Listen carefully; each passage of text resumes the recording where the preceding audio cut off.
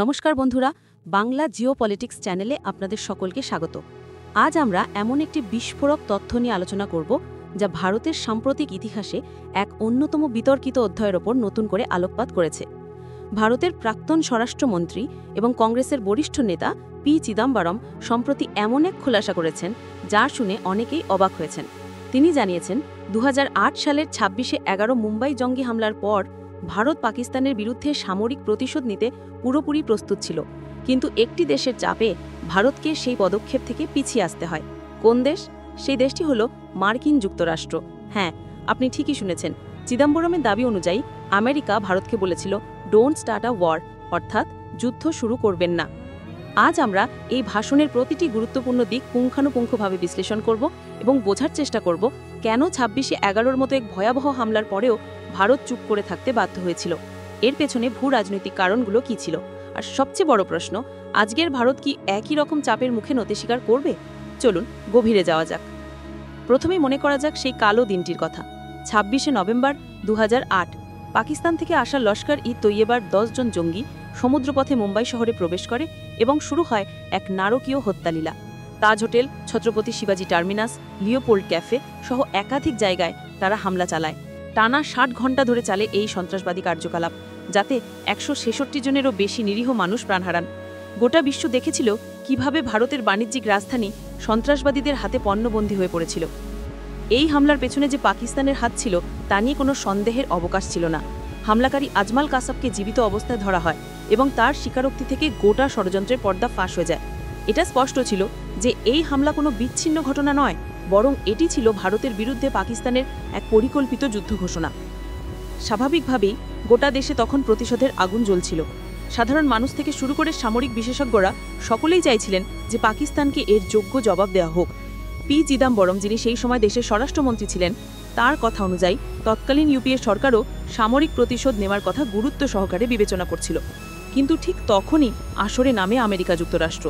চিদাম্বরমের বক্তব্য অনুযায়ী তৎকালীন মার্কিন প্রেসিডেন্ট জর্জ ডব্লিউ বুশ তার সেক্রেটারি অব স্টেট কন্ডোলিজা রাইসকে ভারতে পাঠান। তার একমাত্র উদ্দেশ্য ছিল ইন্ডিয় সরকারকে বোঝানো যে তারা যেন কোনো সামরিক পদক্ষেপ না নেয়। আমেরিকা ভারতকে সরাসরি বার্তা দেয় ডোন্ট স্টার্ট আ ওয়ার, অর্থাৎ যুদ্ধ শুরু করবেন না। আন্তর্জাতিক চাপের মুখে এবং আমেরিকার মতো এক মহাশক্তির সরাসরি হস্তক্ষেপে ভারতকে শেষ পর্যন্ত পিছিয়ে আসতে হয়। এখন প্রশ্ন হলো, আমেরিকা কেন পাকিস্তানকে বাঁচানোর জন্য এত মরিয়া হয়ে উঠেছিল? এর উত্তর পেতে হলে আমাদের একটু ইতিহাসের দিকে তাকাতে হবে। এটা প্রথমবার নয় যে আমেরিকা পাকিস্তানের ঢাল হয়ে দাঁড়িয়েছে। 1971 সালের মুক্তিযুদ্ধের কথা ভাবুন। যখন ভারত বাংলাদেশের স্বাধীনতার জন্য লড়ছিল এবং পাকিস্তানি সেনাবাহিনী পূর্ব পাকিস্তানে গণহত্যা চালাচ্ছিল, তখনও আমেরিকা পাকিস্তানের পক্ষেই ছিল। তারা ভারতকে ভয় দেখানোর জন্য বঙ্গোপসাগরে তাদের 7ম নৌবহর পর্যন্ত পাঠিয়েছিল, যদিও সেদিন সোভিয়েত ইউনিয়নের হস্তক্ষেপে আমেরিকার পরিকল্পনা সফল হয়নি। 2008 সালেও পরিস্থিতিটা কিছুটা একই রকম ছিল। 9/11 হামলার পর আমেরিকা আফগানিস্তানে ওয়ার অন টেরর শুরু করে এবং এই যুদ্ধে পাকিস্তানের ভৌগোলিক অবস্থান আমেরিকার জন্য অত্যন্ত গুরুত্বপূর্ণ ছিল। আফগানিস্তানের রসদ পাঠানো থেকে শুরু করে সামরিক ঘাঁটি ব্যবহার করা পর্যন্ত সবকিছুর জন্য আমেরিকার পাকিস্তানকে প্রয়োজন ছিল। তাই আমেরিকা চায়নি যে ভারত পাকিস্তান যুদ্ধ শুরু হোক, কারণ তাতে আফগানিস্তানে তাদের অভিযান ব্যাহত হতে পারত। পাকিস্তানের এই স্ট্র্যাটেজিক গুরুত্বের কারণেই আমেরিকা বারবার পাকিস্তানের সন্ত্রাসবাদী কার্যকলাপকে উপেক্ষা করে গেছে। কিন্তু 2008 সালের ভারত আর আজকের ভারতের মধ্যে অনেক পার্থক্য। 2014 সালের পর থেকে ভারতের বিদেশ নীতি এবং সুরক্ষা নীতিতে এক আমূল পরিবর্তন এসছে। 2016 সালের উরি হামলার পর ভারত পাকিস্তানে ঢুকে সার্জিক্যাল স্ট্রাইক করে। 2019 সালের পুলওয়ামা হামলার পর ভারত আরও এক কদম এড়িয়ে বালাকোটে এয়ার স্ট্রাইক করে সন্ত্রাসবাদীদের ঘাঁটি গুঁড়িয়ে দেয়। এই দুটি ঘটনাই প্রমাণ করে যে আজকের ভারত নিজের সুরক্ষার জন্য যে কোনো পদক্ষেপ নিতে প্রস্তুত এবং বাইরের কোনো দেশের চাপকে সে আর আগের মতো গুরুত্ব দেয় না। ভিডিওতে অপারেশন সিন্দুর মতো একটি শব্দ ব্যবহার করা হয়েছে। যদিও এটি কোনো সরকারিভাবে ঘোষিত সামরিক অভিযানের নাম নয়, এটি আসলে একটি প্রতীকী ধারণা যা ভবিষ্যতের কোনো কঠোর সামরিক পদক্ষেপকে বোঝাতে পারে। একইভাবে ভিডিওতে ডোনাল্ড ট্রাম্পের ছবি দেখিয়ে যে ইঙ্গিত দেওয়া হয়েছে সেটাও আমাদের বুঝতে হবে।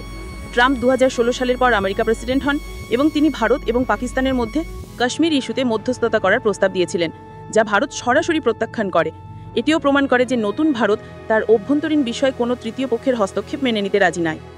সুতরাং পি চিদাম্বরমের এই স্বীকারোক্তি শুধু অতীতের একটি ঘটনাকে সামনে আনেনি, বরং এটি একটি ভবিষ্যতের জন্য সতর্ক বার্তাও। এটি আমাদের চোখে আঙুল দিয়ে দেখিয়ে দেয় যে ভারতের জাতীয় সুরক্ষার পথে ভূরাজনৈতিক চ্যালেঞ্জ কতটা জটিল হতে পারে। ভবিষ্যতে যদি পাকিস্তানকে আবার শায়েস্তা করতে হয়, তখন ভারত এই আমেরিকার সম্ভাব্য চাপকে কিভাবে সামলাবে? ভারতের বর্তমান আন্তর্জাতিক অবস্থান, কোয়াডের মতো গোষ্ঠীতে তার সক্রিয় ভূমিকা এবং ক্রমবর্ধমান অর্থনৈতিক শক্তি কি তাকে আমেরিকার চাপ উপেক্ষা করার সাহস যোগাবে? এই প্রশ্নগুলোই আজ প্রত্যেক ভারতপ্রেমীর মনে। 26/11 ক্ষত আমরা কোনোদিন ভুলব না, কিন্তু সেই ঘটনা থেকে শিক্ষা নিয়ে আজকের ভারত আরও শক্তিশালী, আরও আত্মবিশ্বাসী এবং আরও দৃঢ়প্রতিজ্ঞ। আপনারা এই বিষয়ে কি ভাবছেন? 2008 সালে আমেরিকার চাপে ভারতের পিছিয়ে আসা কি সঠিক সিদ্ধান্ত ছিল? আর আজকের ভারত কি এই ধরনের চাপকে অগ্রাহ্য করতে সক্ষম? আপনাদের মূল্যবান মতামত আমাদের কমেন্ট সেকশনে অবশ্যই জানান।